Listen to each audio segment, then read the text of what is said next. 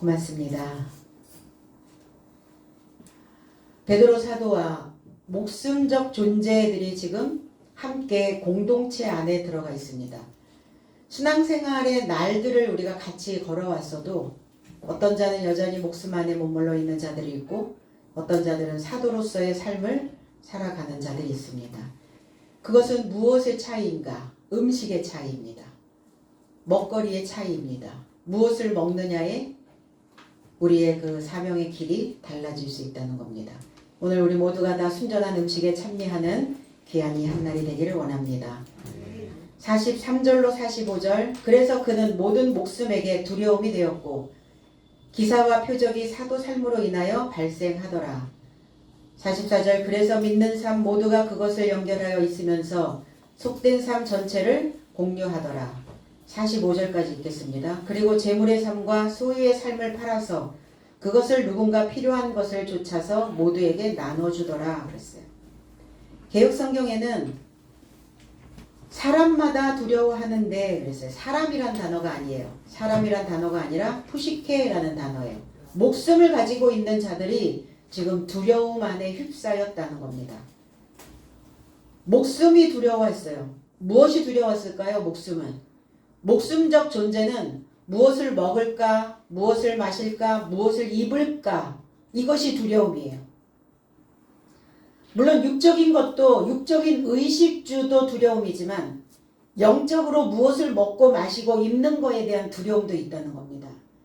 그러니까 목숨적 존재들은 여전히 아직 믿음이라고 하는 믿음력이 만들어지지 않아서 보여지는 현상을 계속 쫓아가고 있는 자들을 목숨이라고 말합니다. 여전히 무엇인가 내 안에 올라오는 에너지가 기가 있는데 그 에너지에 의하여서 계속 흔들리고 가는 자들을 목숨적 존재다 이렇게 표현하고 있습니다. 또 무엇이 두려웠을까요? 인생은 늘 가던 길, 하던 일, 했던 일, 먹었던 것, 입었던 것 그것만 하고 살지는 않죠. 한 번도 가지 않았던 길도 가야 되고 한 번도 입지 않았던 옷도 입어봐야 되고 한 번도 먹어보지 못하고 접해보지 못했던 모든 것들을 다 경험하고 가야 됩니다. 그럴 때마다 우리 안에서 올라오는 것은 두려움과 불안입니다. 하던 대로 있던 대로 하면은 두려움은 사실은 없죠. 한 번도 가지 않았던 이 길을 가야 되는 목숨적 존재들은 두려움입니다. 기존에 내가 신앙생활을 해왔던 그 색깔대로 가면 괜찮은데 베드로 사도에 의해서 들려졌던 설교는 마음을 찔렀고 그들은 구멍이 났고 그 구멍으로 나오는 소리들은 이제 새로운 소리여야 된다는 겁니다.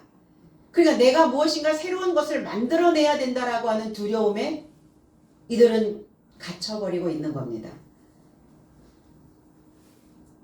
이들은 함께 그래서 우리는 내 안에서에도 마찬가지예요.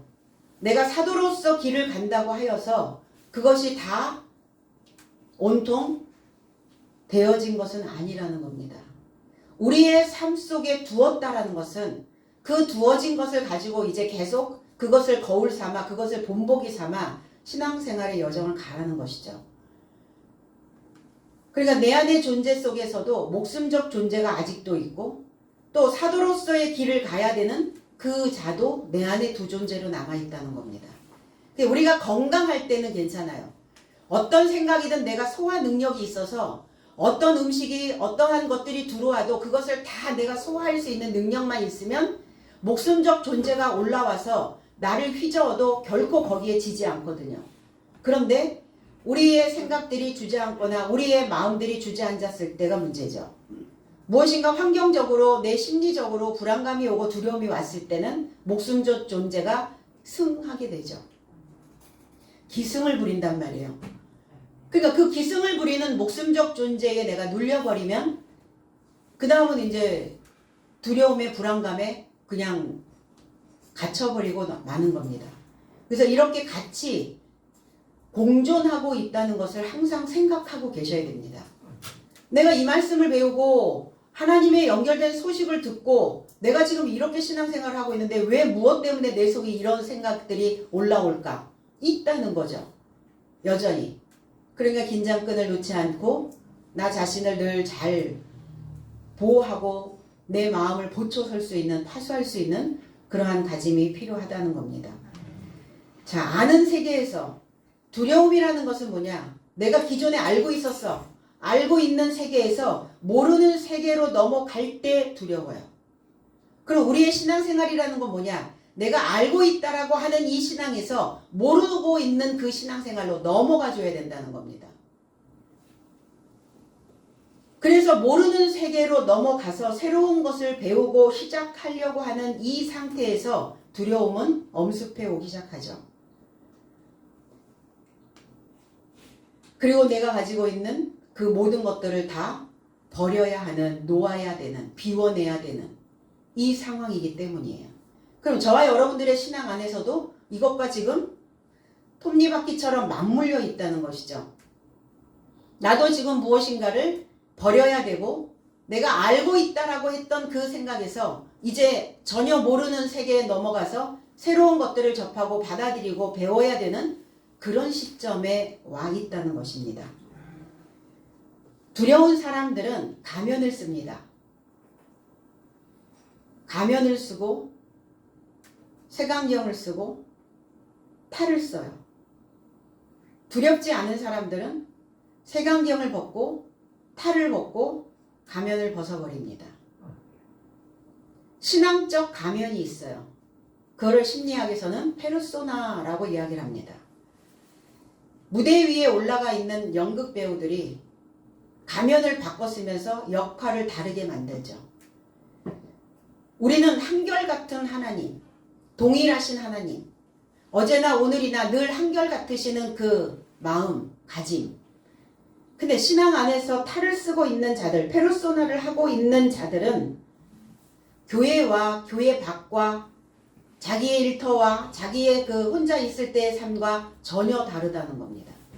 그럼 교회 안에 있을 때는 내가 하나님을 아는 것처럼 이해된 것처럼 그렇게 가면을 쓰고 있는데 일상생활로 돌아가면 자신이 이해할 만한 수준, 내가 이해하는 수준으로 하나님의 존재를 축소시켜버리는 가면을 쓰게 된다는 겁니다. 우린 그러지 않나요? 내가 알고 있는 수준에서만 살기를 원하잖아요. 그 이상의 어떤 것들을 초월하라 하면 우리는 벌써 거부 반응을 먼저 일으키게 됩니다. 그러면서 목숨의 염려로 두려움에 떨고 있는 자들의 모습이에요. 우리는 하나님을 왜 믿어야 하는가? 내 안에 그리고 내가 가지고 있는 그 가면이 도대체 종류가 몇 개인가를 알아내는 거예요.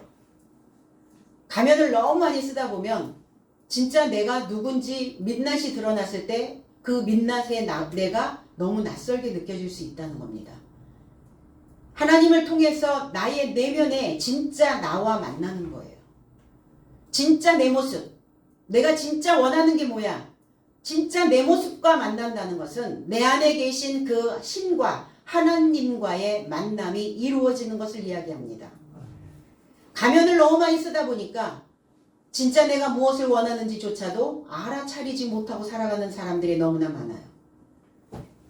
진짜 나와 만나야 우리는 이제 나의 민낯으로 나의 그 가면을 벗은 그 모습으로 그 두려움에서 벗어날 수가 있게 되어진다는 겁니다.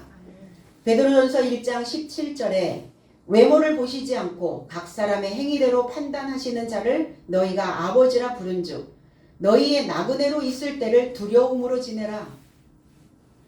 베드로 사도는 너희가 두려움으로 지내야 될 시기가 있다. 두려움으로 지내야 될 그때는 어떤 때냐? 나그네로 있을 때, 이방인으로 있을 때 두려움으로 지내야 된다는 겁니다. 이걸 재해석하면 그리고 각자의 행위를 따라 외모를 취하지 않고 판결하시는 아버지를 너의 삶이 초청하고 있다면 너의 삶의 나그네의 기한을 두려움 안에서 돌아보아라. 왜 두려움을 주시는가? 돌아보라고요. 내 안에 두려움이 올라왔다면 무엇이 두려운 것인지, 여전히 내가 목숨적 존재로 남아있구나. 돌아보게 되는 거예요. 그리고 하나님과 내가 지금 거리가 너무 멀어져 있구나. 하나님을 향하여 있는 내 마음이 먼 나라가 되어져 버려 있구나.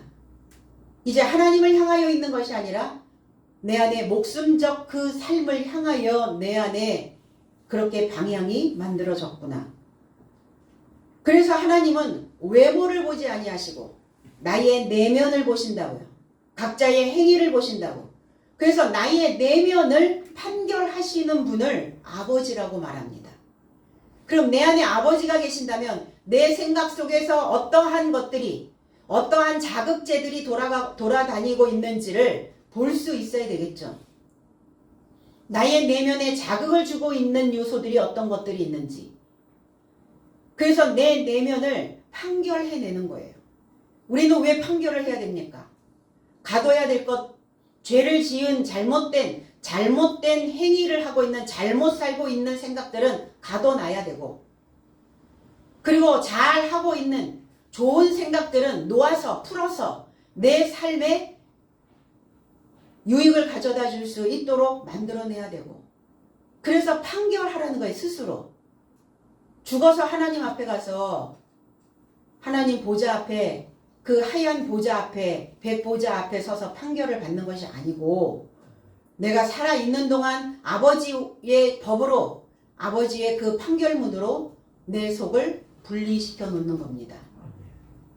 그래서 옥에다 가둬야 될 것들은 가둬야 되죠. 범죄자들이, 범법자들이 판을 치고 돌아다니면 세상이 어떻겠어요? 두렵죠. 일반 서민들은 살아갈 수가 없죠. 그래서 항상 뭐 총을 들고 무기를 들고 무장을 하고 항상 있어야 될 거 아니에요. 그런 세상은 행복한 세상이 아닙니다. 저와 여러분들의 마음의 세상도 마찬가지예요. 항상 무엇인가 두려움이 가득 차 있고, 항상 뭔가를 무장하고 있고, 늘 긴장하고 있고. 돌아본다는 것은 나 자신을 돌아보고 나 자신을 지키고 나를 보호하고 나의 마음을 보초스라고 하는 것은 그 긴장성을 가지고, 그 초조함을 가지고 무장하고 있으라는 것과는 다릅니다. 다른 내용이에요. 아, 내 마음이 이런 상태에 있구나. 내가 지금 이러한 생각이 지금 갇혀 있구나. 이것을 돌아보라는 거예요. 다시 한번 보라는 겁니다. 그래서 아버지와 관계를 잘 맺고 있는지 돌아볼 수 있어야 되겠죠. 내가 아버지와 신앙 안에서, 그리스도 안에서 하나님이 내가 너를 도무지 알지 못한다, 이렇게 낯선 사람으로 있어서는 안 되잖아요. 하나님이 내가 하나님과 나와의 관계 속에서 하나님을 알지 못했다면 여전히 나는 하나님에 대하여는 이방인이 되어질 수 있다는 겁니다. 하나님을 알지 못했던 낯선 이로 있을 때의 기한이 초등학문에 있었던 시절이에요. 우리가 초등학문의 시절에서는 하나님과 내가 낯선 이로 있었어요. 이방인으로 있었어요. 그래서 이방인으로 있을 때 돌아보니까 어때요? 나그네로 있을 때, 하나님과 낯선 자로 있을 때 나 자신을 돌아보니까 어때? 내 안엔 하나님이 없더라 이거예요. 내 안에 아버지가 안 계시는 거예요. 나를 판결해서 분별할 수 있는 분별력이 없더라 이거예요.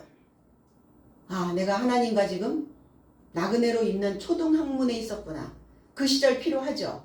그 시절은 나의 내면을 보기보다는 나의 바깥에 있는 외적인 어떤 행동들을, 나의 육체의 어떤 습관들을, 그것을 바꿔내는 그 과정이기 때문에 그때 나그네로 있었을 그때에 자신을 돌아보는 시간들이 필요하다는 겁니다. 돌아봤더니 하나님과 무관한 신앙생활을 하고 있는 거죠. 그냥 숙제처럼 하고 있는, 숙제처럼 예배에 참석하고 있는, 그래 어린아이처럼. 그러나 거기에서 벗어나면 이제 내가 아버지와 거리가 너무 멀어 있다라는 것을 알게 되어지는 겁니다. 근접해 가는 거죠. 아버지에 대한 그 지식을 이제 내가 알고 가는 거예요. 아는 만큼 아버지가 보일 것이고, 아버지가 보이는 만큼 하나님을 사랑하게 된다는 겁니다. 그래서 현재 아버지를 초청하고 있다면 우리는 그 두려움에서 벗어날 수 있을 것이다. 만약에 이 작업을 하지 못하고 간다면 그냥 무엇인가 정신없이 왔어요. 신앙생활 그냥 왔어. 믿는다고 하는데 믿는 것처럼 느껴지면서 왔어요. 그러면 어떻게 될까요? 가면 쓰고 있는 자와 같다는 겁니다. 교회 안에서는 신앙인인 것 같은데 밖에 나가면 일반인과 똑같은. 그래서 신앙생활뿐만이 아니라 자기 내면에서 일어나는 모든 이 생각들이 다 난장판이 돼버리는 건 마음 자체가. 다듬어지지 않은 상태의 모습들. 그럼 다듬어져야 보배가 될 수 있어요. 다듬어져야 구슬이 되어져서 그때부터 그 하나님의 지식이 꿰어질 수 있다는 겁니다. 기사와 표적. 기사, 이 테라스라고 하는 이 기적, 경이로움. 표적은 표시죠. 뭔가 구별할 수 있는 표시를 우리에게 주신다는 겁니다. 신앙인으로서의 표시 반드시 가지고 계셔야 되죠. 표시가 없으면 어때요? 이마에 인 맞은 자, 그 표시를 가지고 있는 자들은 해로움을 받지 않게 된다고요. 그러나 표시를 가지고 있지 않으면 해로움을 받게 된다는 것입니다.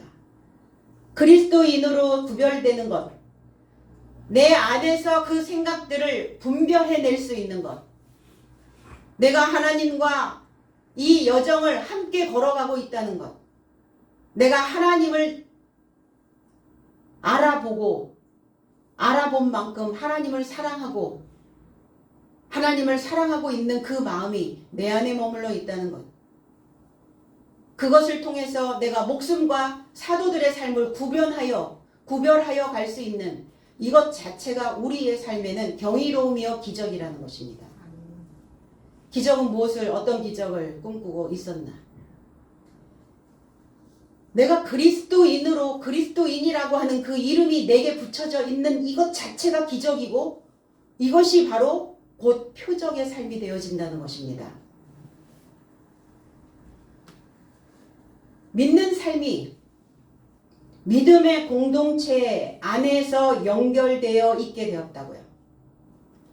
개역성경에는 믿는 사람이 다 함께 있어 모든 물건을 서로 통용하고, 어떤 물건을 서로 교환해서 썼을까요? 물건을 통용. 이 물건이라고 하는 단어는 하파스라는 단어예요. 하파스라는 단어는 모두라는 단어예요. 파스, 판타라고 하는 단어가 있는데 모든 물건이 아니라 모든 삶을 서로 통용하고. 그럼 뭘 서로 통용했을까? 이 통용이라고 하는 단어가 코이노스라고 하는 단어인데 속되다, 부정하다, 거룩하지 않다, 일반적이다, 보편적이다 이런 의미예요. 그러면 모든 믿는 사람들이 이 속되어 있는 것, 거룩하지 않은 것,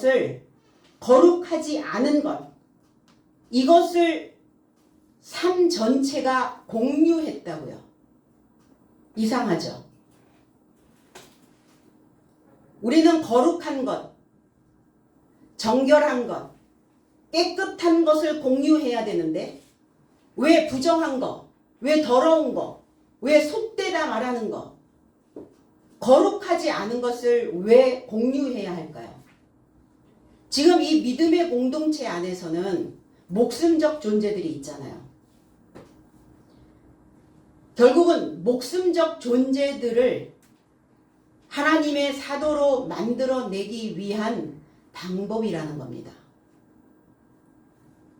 그래서 속되어 있는 자, 거룩하지 않은 자들의 삶을 우리가 가지고 오고, 그럼 가지고 올 수 있는 자들은 누구예요? 거룩하여져 있는 사도들의 삶이죠. 거룩하여져 있는 사도들의 삶은 속되어 있는, 부정하고 있는, 거룩하지 않는 목숨적 존재들의 삶을 먹어주고 나의 거룩한 삶을 또 그들에게 주고, 이게 통용이라는 거예요. 그래서 거룩하지 않은 삶은 거룩한 삶을 만나야 되고, 또 거룩해져 있는 삶은 거룩하지 않는 삶을 만나서 내가 가지고 있는 거룩한 삶을 그들에게 주고 그 속되어 있는 부정하여 있는 더럽혀져 있는 그들의 삶을 내가 가지고 와서 정결케 만들어줘야 된다는 겁니다. 그래서 교회에서 뭐 물건을 서로 통용하고 그러니까 초대교회에 뭐 뭘 나눠 쓰고 바꿔 쓰고 뭐 이렇게 뭐죠 구제하고 자꾸 이렇게 바깥의 어떤 이런 현상으로만 우리가 인식을 하고 생각을 한단 말이에요.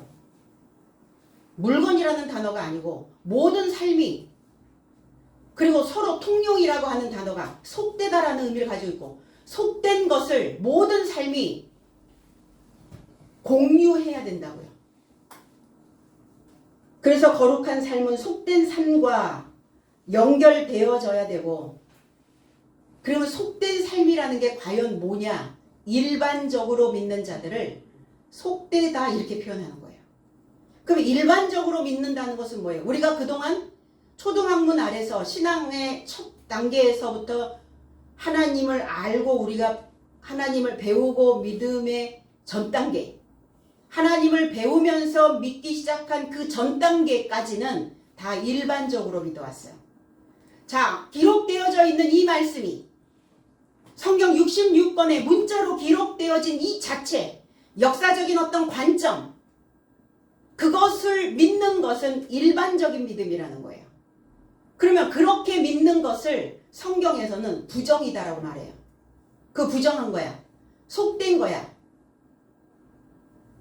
이렇게 표현하고 있는 것입니다. 그게 속된 삶이다. 거룩하여지지 않는다. 그렇지 않나요? 문자 그대로 역사적인 관점 그대로 그걸 부정하진 않습니다. 역사적으로 오신 그리스도 예수 인정해요.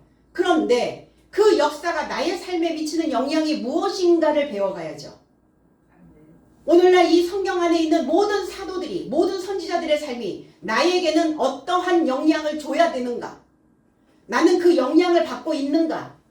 아니면 그냥 역사적인 관점에 있었던 그 인물들로 끝나버리는가? 그건 일반적인 지식이라는 거예요. 그렇게 일반적으로 믿고 있으니까 거룩하여지지 않는 거예요. 깨끗해지지 않는 거예요. 그리고 가면 쓰기 급급한 겁니다.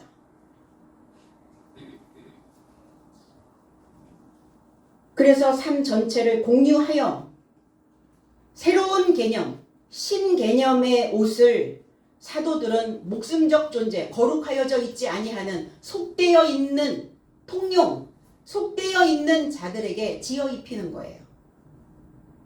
이거를 개역성경에서 이렇게 물건을 서로 통용하고 이렇게 해석을 해놨어요. 너무 다르잖아요, 해석이. 속되다, 부정하다, 거룩하지 않다라는 의미인데 이거를 서로 통용이라는 이렇게 단어를 해석을 해버리니까 거룩하여지지 않을 수밖에 없죠. 다 일반적으로 보편적으로 바깥에서 어떤 물건을 주고받는 이런 상황으로만 인식을 하게끔 만들어놨잖아요. 나눔의 공동체, 의식주에 필요한 것만으로 우리가 그동안 인식을 해왔다는 겁니다. 속되어 있는 삶에서 건너오는 자들이 있죠. 오늘 이 목숨적 삶과 사도들의 삶이 지금 하나의 덩어리로 하나의 공동체로 지금 묶여 있어요. 그러면 베드로 사도의 설교를 듣고 그들이 찔림을 받았고 그랬다면 그들은 아마 이제 부정한 삶에서 건전한 삶으로 깨끗한 삶으로 거룩하지 않는 삶에서 거룩한 삶으로 건너가게 되어진다는 겁니다. 그래서 그 지식의 다리를 놔주는 거예요. 부정한 삶에서 건너오는 그 자들을 검문소에서 통과할 수 있도록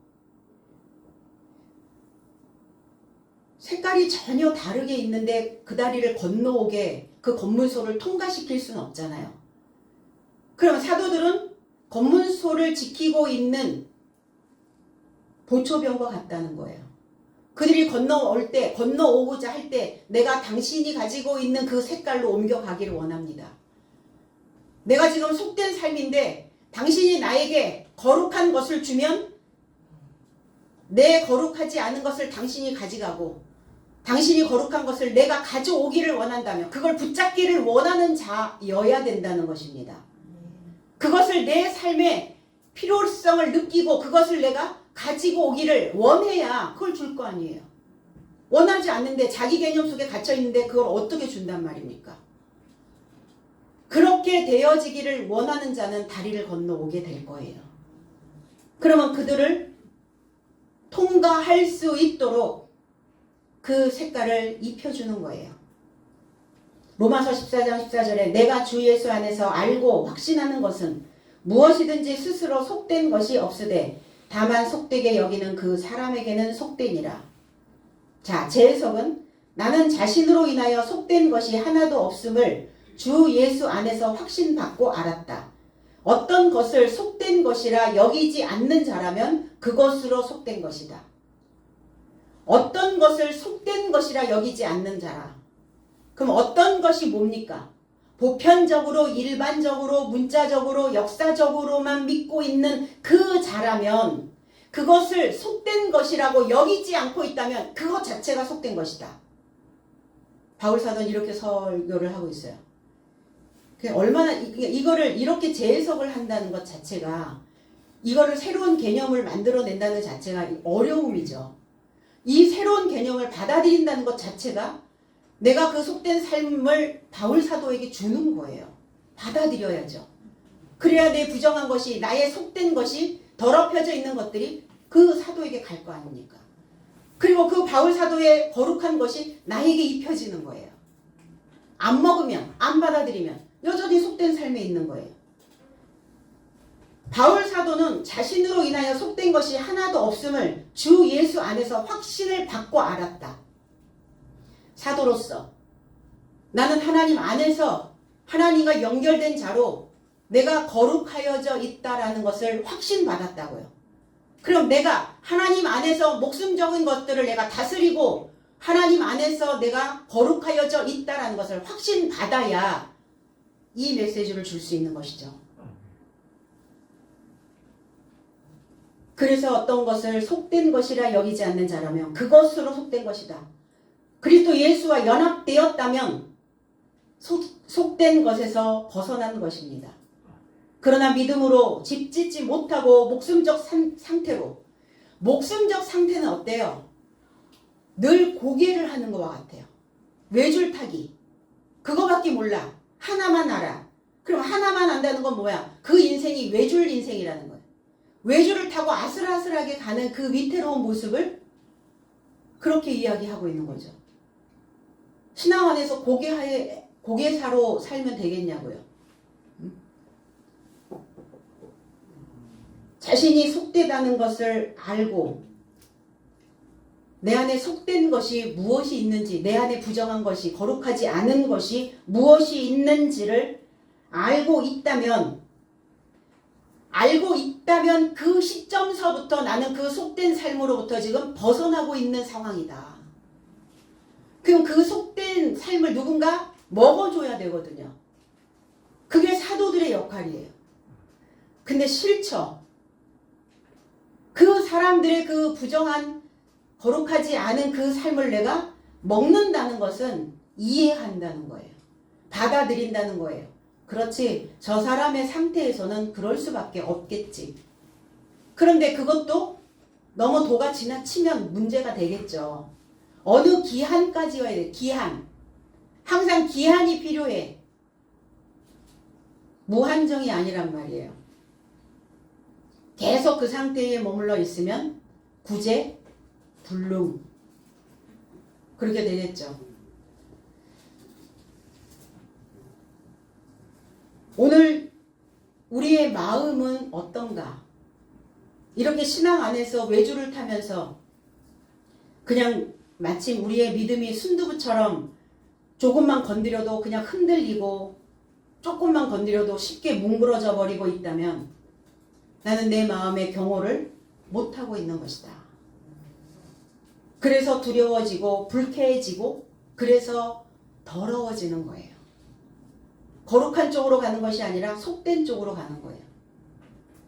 45절에는 재산과 소유를 팔아 이렇게 얘기했어요.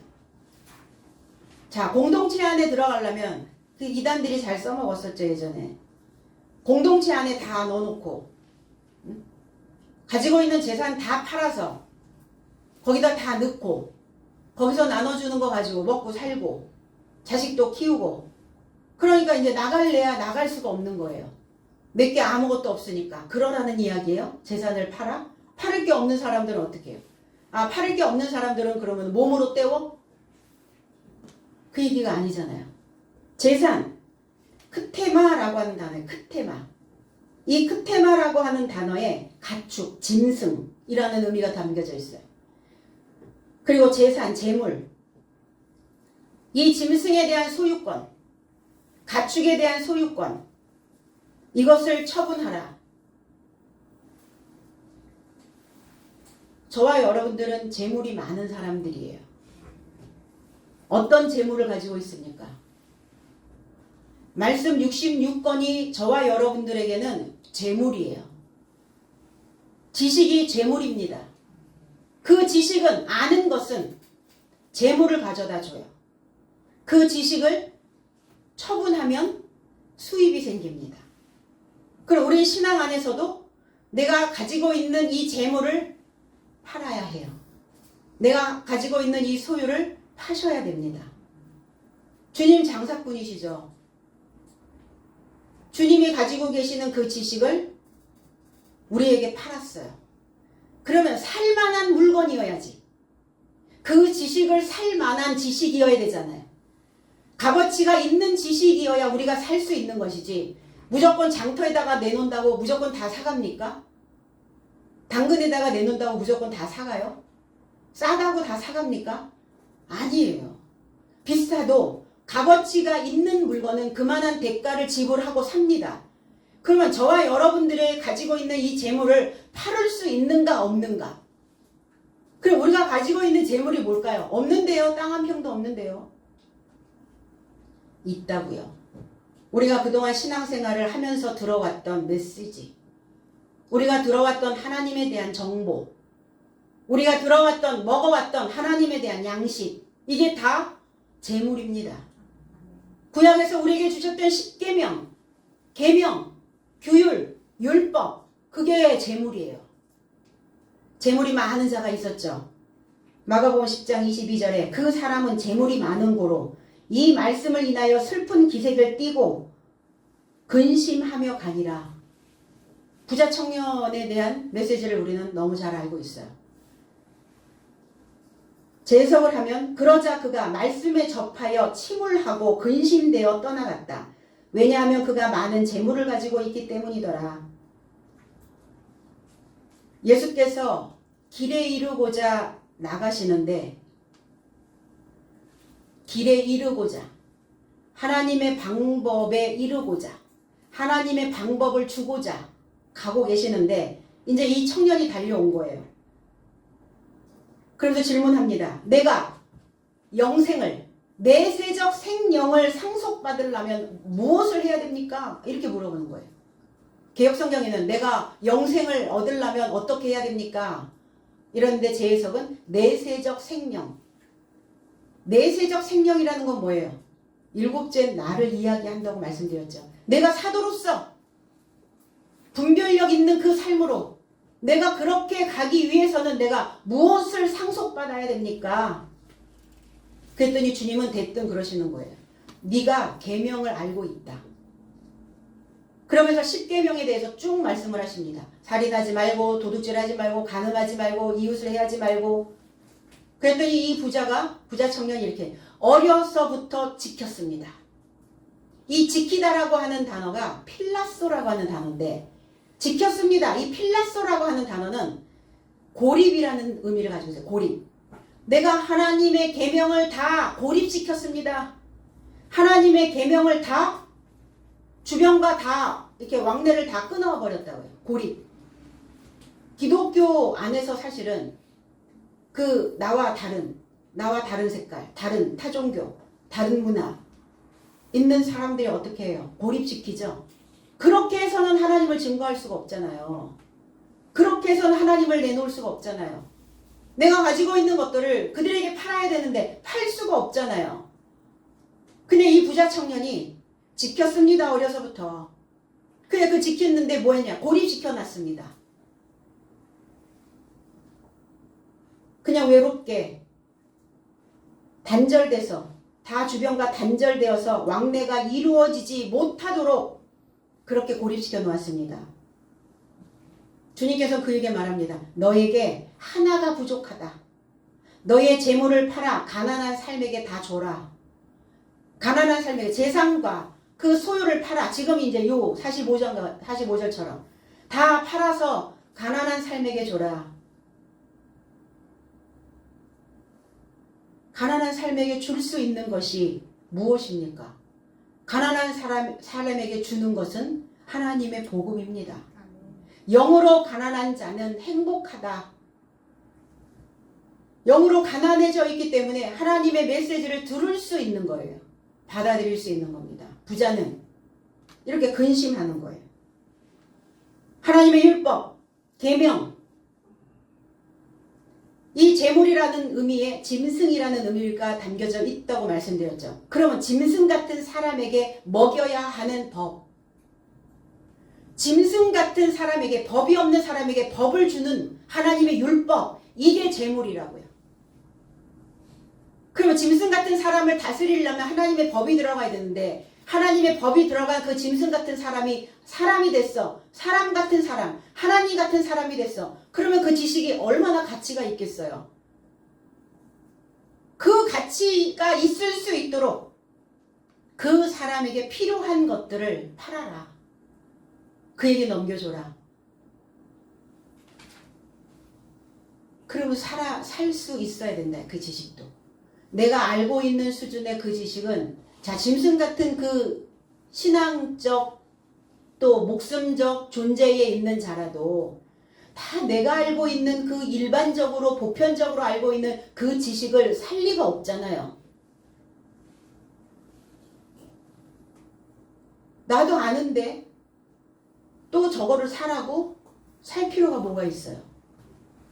나한테 없는 거, 내가 필요한 거, 우리는 그래서 구매를 하게 되는 것이죠. 한 가지, 네가 가지고 있는 재물 그거 다 팔아라. 전해라. 나눠라. 누구에게? 속된 자들에게, 짐승과 같은 자들에게. 네가 하나님의 계명으로 거룩하여져 있다면 너의 거룩한 삶을 그들에게 먹여야 된다. 그 꼴을 먹여라. 그런데 고립만 시켜놨단 말이에요. 그 말씀을 풀어서 열어서 보지 않았어요. 지켰어요. 필라소만 했어요. 그러니까 줄 수가 있어요. 이 지식이 분석이 되고 분해가 되어져야, 해석이 되어져야 줄 수 있는 것이지, 해석이 되지 않은 이 지식을 어떻게 파냐고요. 누가 사냐고요. 그러니까 근심하며 가는 거예요. 내가 가지고 있는 이 재물, 이거를 팔고 그러면 나한테는 거룩하지 않은 것이 들어옵니다. 그런데 내 속에서는 충분히 거룩하지 않은 짐승과 같은 그 생각들을 분쇄해낼 수 있는 분쇄기가 있거든요. 그걸 다 갈아엎을 수 있는 그 힘이 우리 안에 있다는 거예요. 그러면 그 힘이 내 안에 있는 자는, 내 안에서 그 힘을 발휘하면 내 안에는 하나님의 씨가 만들어지는 거예요. 그래서 결실하는 겁니다. 그래서 이제 이 씨가 잘 성장할 수 있도록 또 나는 거기에 두어야죠. 하나님 안에 두는 겁니다. 하늘의 비를, 하늘의 은택을 먹을 수 있도록 또 거기에 두는 거예요. 교회 안에, 하나님 안에, 말씀 안에 내 마음을, 내 삶을 두는 겁니다.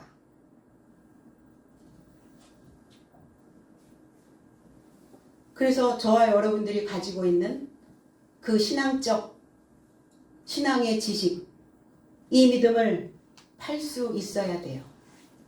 포장은 그럴듯한데 포장을 딱 뜯어보니까 너무 낡았어, 너무 오래됐어, 너무 흠집이 많아. 사겠냐고요? 당연히 안 사죠.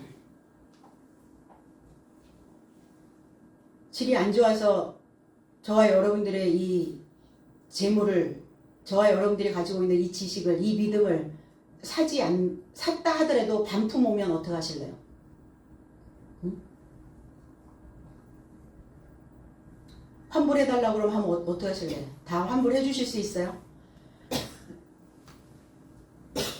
그래서 믿고 사는, 그 사람의 것은 믿을만해. 적어도 이런 확신을 줄 수 있어야 되지 않을까.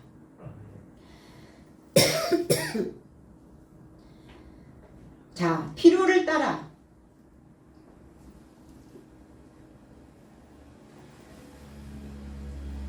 사람의 필요를 따라 나눠주고 그랬어요.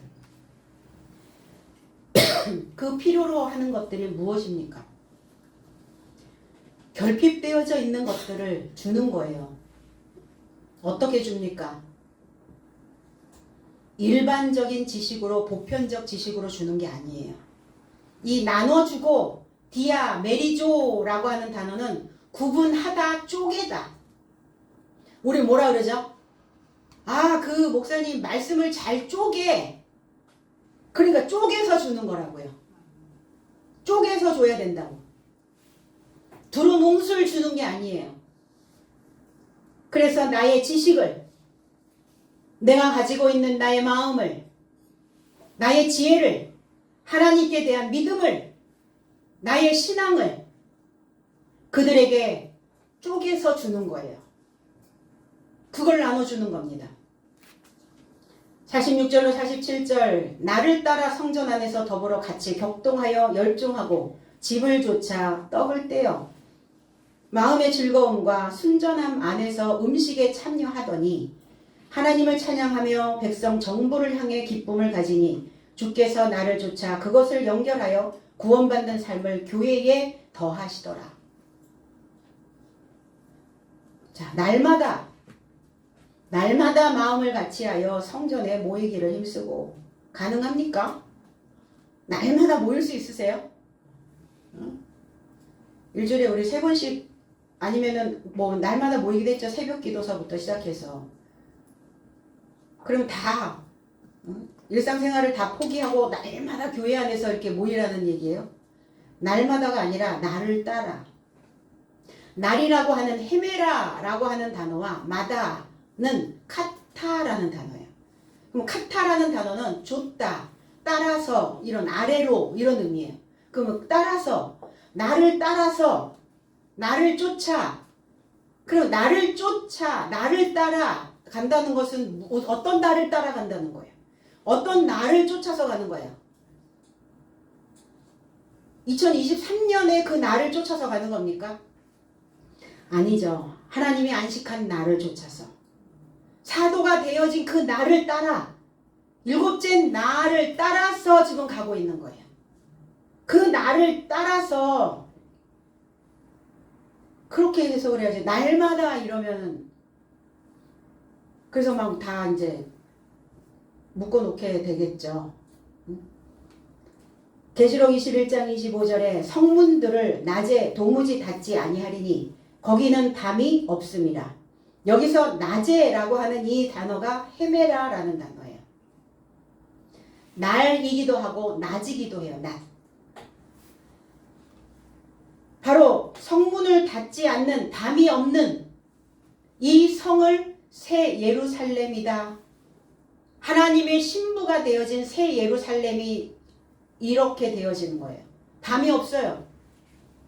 하나님의 명철한 지혜가 그 낮으로부터 그 나를 쫓아서 열린 문이 된, 증인된 삶을 이렇게 표현하고 있는 거예요.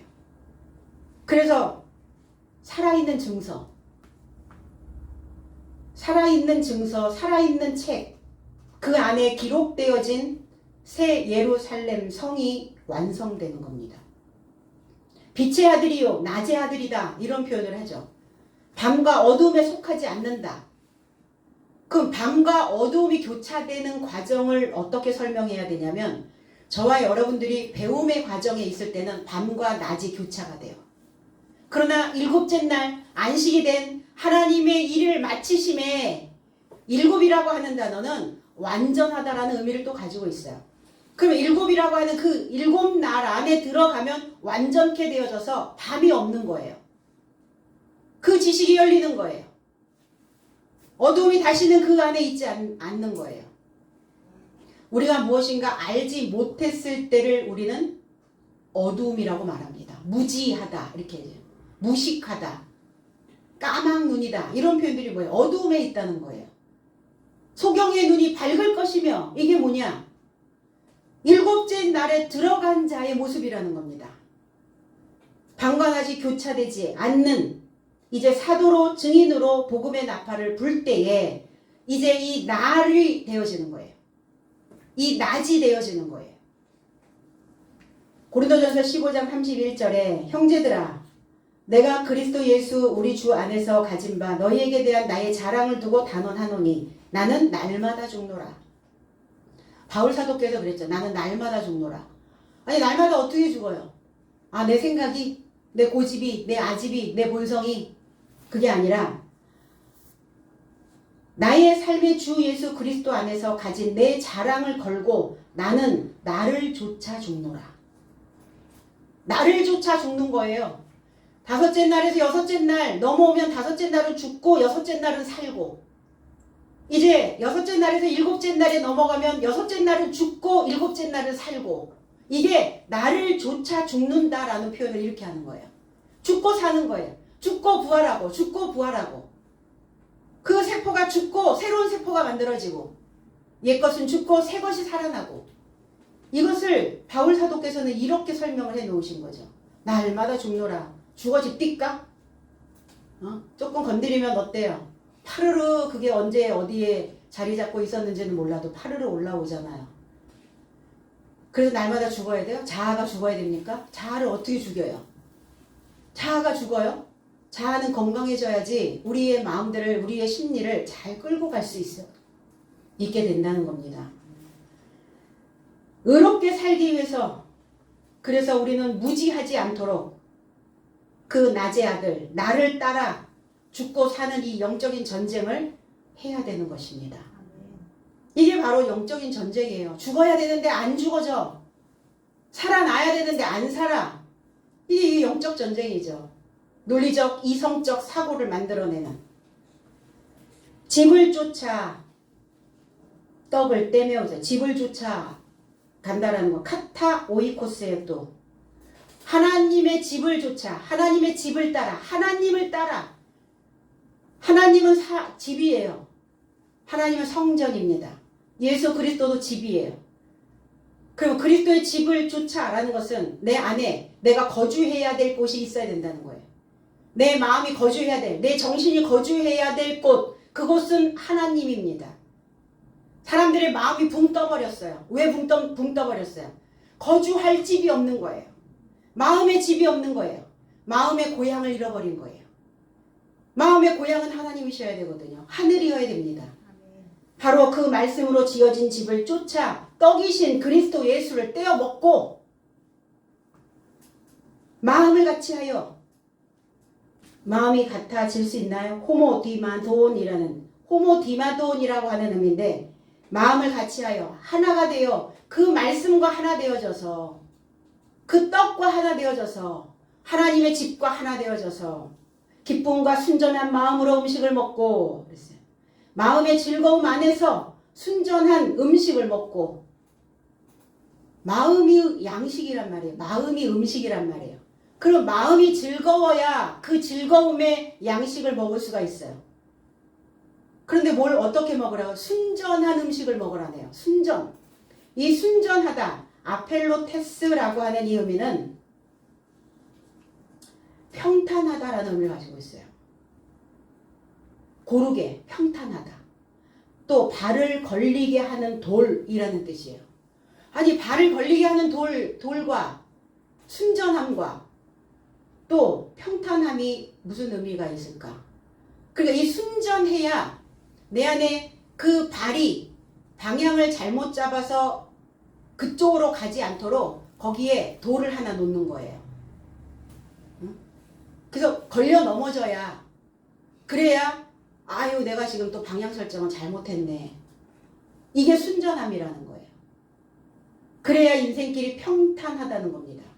뒤죽박죽 섞여져서 먹으면 음식을 이제 퓨전으로 먹으면 순전해지질 않아요. 그러니까 생각도 퓨전처럼 너무나 복잡한 거야, 사람들의 생각들이. 물론 창의적 생각을 꺼내야 되기 때문에 다양한 색깔들을, 다양한 그 성향들을 꺼내야 된다라고 이야기는 하기는 해요. 그런데 마음이 복잡한 것과 머리가 뭔가 새로운 색깔을 만들어내느라고 창조적인 그 머리와 다르다는 거예요. 그 마음이 복잡한 거예요. 생각이 너무 복잡한 거예요. 순전하지가 않죠. 평탄하지가 않죠. 돌에 발을 걸리게 하는 돌이 딱 놓여져서 복잡한 생각 쪽으로 가지 않도록 걸려 넘어져야 되는데 오히려 넘어지지 않는 거죠. 그럴 땐 좀 넘어지셔도 됩니다. 그럴 때. 이게 순전함이라는 뜻이에요. 그거의 음식, 프로페라는 단어죠. 근데 어떤 음식을 먹어야 되느냐. 지금 오늘 사도들과 목숨적 존재에 있는 자들이 지금 공동체가 되었어요. 그들에게 거룩한 것을 주고 거룩하지 않은 것을 가지고 와서 내가 여기서 또 정화시키고. 그럼 어떤 음식을 먹어야 되겠어요? 단단한 음식을 먹어야죠, 그들이. 짐승 같은 그 사람들은 단단한 음식을 먹을 수 있어야 된다는 거예요. 그럼 단단한 음식을 먹는다는 것은 뭐냐? 히브리서 5장 14절에 단단한 음식은 장성한 자의 것이니 그들은 지각을 사용함으로 연단을 받아 선악을 분별하는 자들이니라. 제 해석은 그러나 단단한 음식은 성숙한 삶의 것이니 좋거나 악한 것의 분별을 향하여 연습을 통하여 지각을 훈련받아 소유한 삶의 것이다. 연습해야 된다고요. 성숙해진다는 것은 연습이에요. 이 지각을 훈련하지 않으면 이 지각이 성숙해지지 않아요. 그 맨날 어린애 같아지겠죠. 그래서 훅 올라오는 1차원적인 수준으로 사는 거예요, 사람이. 그럼 1차원적으로 사는 사람들을 우리는 하류다 이렇게 얘기해요. 하류. 3차원, 4차원, 고차원적으로 사는 사람들을 상류다 이렇게 얘기해요. 그럼 어떤 곳에서 우리가 살 거냐고요. 지각을 훈련하고 이 생각을 연습하고 좋은 것과 나쁜 것을 분별해서 그 연습하셔야 된다고요. 생각도 연습해야 좋은 생각이 만들어져요. 그럼 악한 것을 연습하면 점점 악해지겠죠. 그래서 어떤 음식은 몸과 마음을 망가뜨리는 음식이 있고 어떤 음식은 사람을 살리는 음식이 있어요. 푸드 세라피 단어 들어보죠. 푸드 세라피. 음식을 가지고 치료를 받아요. 자연에서 나는 자연밥상. 물론 자연밥상이 우리의 몸을 살린다고 이야기는 합니다. 근데 우리 체질에 맞아야죠. 우리의 정신을 살리는 음식은 뭐가 있을까요? 계명이고 법이고 말씀이고 교훈입니다. 우리나라 속담에 이런 속담이 있더라고요. 음식 가짜는 개떡 수제비에 입천장 된다는 속담. 음식 가짜는 개떡 수제비에 입천장 된다. 음식이라는 거에 아니라는 거예요. 음식 가짜는, 음식 같지 않은 개떡 수제비. 그러니까 이 말은 변변치 않아서 우습게 여기고 행한 일에 뜻밖의 손해를 입는다 이런 의미를 가지고 있어요. 변변치 않아. 예배는 음식과 같습니다. 여러분들은 지금 제가 주는 음식을 먹는 거예요. 그런데 개떡 수제비 만들어 드리면 좋겠어요? 변변치 않은 음식 만들어서 여러분들의 삶에 손해를 끼치게 하면 되겠냐고요. 그래서 삶이 우습게 되고 신앙생활 하는 사람들이 개떡 수제비처럼 우스워지고 하나님의 형상이 아닌 다른 형상을 만들어서 그 인생이 무지막지한 손해를 보기도 하고 끼치기도 한다는 거예요. 분별력이 없는 사람들은. 그래서 내 발에 제동을 걸어 잘못 가지 않는 돌처럼 순전함으로 평탄한 음식을 먹으라는 겁니다. 그래서 하나님을 찬양하고 백성에게 친송을 받으니 그랬어요. 백성 전부를 향해 기쁨을 가지셨다. 백성 전부가 이 분별된 음식을 먹기 시작했다고요. 그러니까 백성 전부를 향해 그 기쁨을 가지셨다고 하나님께서. 그리고 주께서 구원받는 사람을 날을 조차 더하게 하시니라. 여기서도 날마다 더하게 하시니라 그랬죠. 뭐 초대교회 때는 무조건 뭐 문만 열면 교회 성도들이 막 들어왔다고 날마다 더해졌습니까? 그게 아니라 날을 쫓아 구원받아 하나님을 향하여 오도록 교회에 사도들을 두신 거예요. 교회는 불러내는 곳이죠. 에크 플러스 칼레오. 시작할 수 있도록 자극을 주는 곳입니다. 동기를 부여해서 할 수 있도록 내적 자원을 퍼올려주는 곳을 교회라고 이야기를 합니다. 저와 여러분들 다 교회죠. 여러분 자신 마음을 불러내셨습니까? 아니면 여전히 마음은 고립되어 있어요? 마음을 불러내셔서 여러분 안에 있는 자원들을 꺼내서 퍼올리시고 그리고 각자가 교회가 되어져서 내 자신에게도 이웃에게도 형제에게도 그리고 주변에 있는 사람들을 초청하는 저와 여러분들의 삶이 되어지기를 주님의 이름으로 축복합니다. 기도하겠습니다. 아버지 은혜 고맙습니다. 아버지 우리에게 주시는 귀한 날 우리도 이 날을 쫓아 여기까지 왔습니다. 하나님이 이 날을 따라서 우리가 갈 수 있도록 하나님 힘주시고 이끌어 주시고 함께 이 공동체 안에서 서로 성장하며 내 안에서 더러워진 것과 더러워지지 않은 것 서로 이것들이 분별되어져서 나눠질 수 있도록 하나님께서 역사하여 주시옵소서. 하나님이 교회를 사랑하여 주시고 여기에 있는 하나님의 종들을 사랑하여 주시고 이제 하나님의 일꾼으로서 하나님의 풍족한 그 양식을 그 음식을 만들어낼 수 있는 하나님의 귀한 존귀한 백성들이 되게 하여 주시옵소서. 그래서 하나님이 바라보시기에 좋은 기쁘게 받아 주실 수 있는 그러한 성도들이 다 될 수 있도록 주님께서 인도하여 주시옵소서.